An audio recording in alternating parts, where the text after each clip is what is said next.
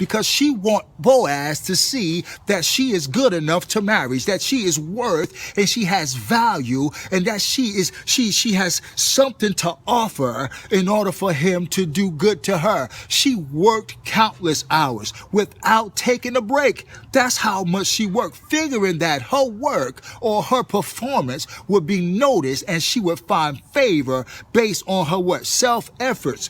But I want to say to you, my brothers and sisters, she was completely wrong, because when she finally spoke with Boaz, he said to her, you know what impressed me, baby? You know what impressed me? It wasn't your performance. It wasn't you trying to get my attention by the more work that you put in and the more hours that you put in. You know what impressed me? It was your trust in God. It was your belief in God. How? He said, when you took care of your mother-in-law after your husband died, you could have had just went back in return, took care of your mother-in-law after your husband died, you could have had just went back in return to your native land and just continue on that way. He said, but you took care of Naomi after your husband died, because her trust was continuing even as she went. He said also that you continue to live in a strange land that you did not know. You embrace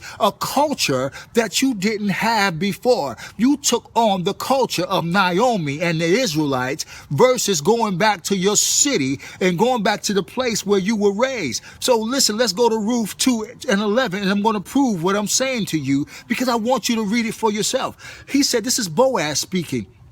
He said in Ruth 2, verse 11 and 12, he said, I have heard all about you.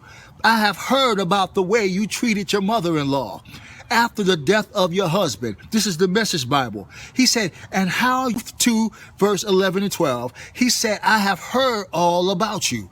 I have heard about the way you treated your mother-in-law after the death of your husband. This is the Message Bible. He said, and how you left your father and mother and the land of your birth and have come to live among a bunch of total strangers.